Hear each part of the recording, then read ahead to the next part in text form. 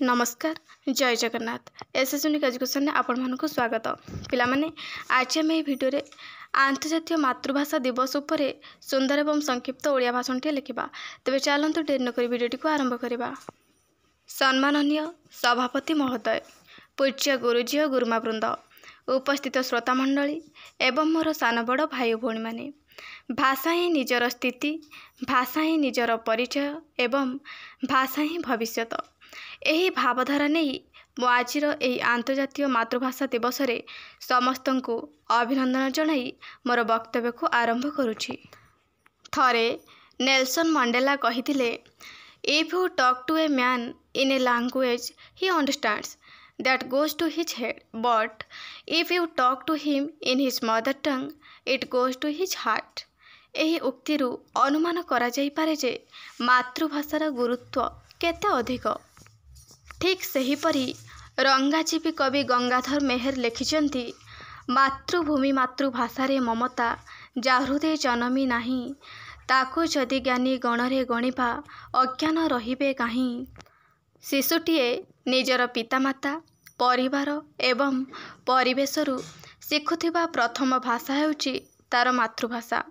व्यक्तिटीए हृदयर आवेग को निज मातृभाषा जेते सहज एवं सुंदर भावरे अन्य मानक निकटरे प्रकाश करिपारे अन्य कौनसी भाषारे ताहा संभवपर होई न थाए।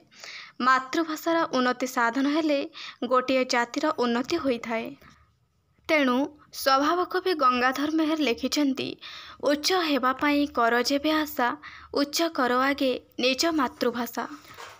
मातृभाषा दिवस पालन करिबार मुख्य उद्देश्य हेउछि निज मातृभाषा को सर्वदा सम्मान देवा एवं अधिक शक्तिशाली करिबा।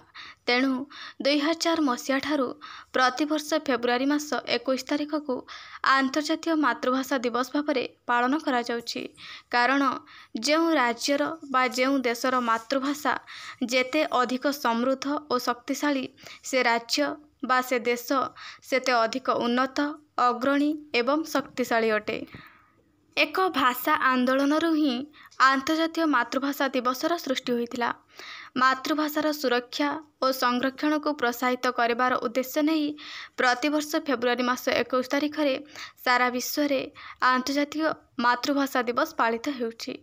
अविभक्त पाकिस्तान ने बंगला को द्वितीय जातीय भाषार मान्यता देवा पई दाबी करा जाउथिला। ढाका विश्वविद्यालयर छात्र तथा सामाजिक कर्मी माने बंगला मातृभाषार अस्तित्व पई दीर्घ दिन धरी विरोध करी आसुथिले। 1952 मसीहा फेब्रुआरी मास 21 तारिख दिन एही भाषा आंदोलन एभली तीव्र रूप धारण कला जे पाकिस्तान सरकार आंदोलनकारी उपरे गुली चलाइथिले, जेउथिरे अनेक लोक मृत्युवरण करथिले। तेणु मातृभाषा पई आंदोलन करी शहीद होइथिबा लोकमानंक स्मृति रे मातृभाषा दिवस पालन करिबा पई बांग्लादेश सरकारंक तरफरु यूनेस्को को प्रस्ताव दिया जाइथिला। यूनेस्को स्वीकृति परे 2000 मसीहा ठारू प्रतिवर्ष फेब्रुआरी मास 21 तारिख को आंतर्जातीय मातृभाषा दिवस रूपे पालन करा जाउछि। मैं एति कहि मोर वक्तव्य समाप्त करूछि। धन्यवाद। पिलामाने वीडियोटी को लाइक करदब एवं सांग मानक सहित शेयर करनब। चैनल नुआ थिले चैनल को सब्सक्राइब करदब।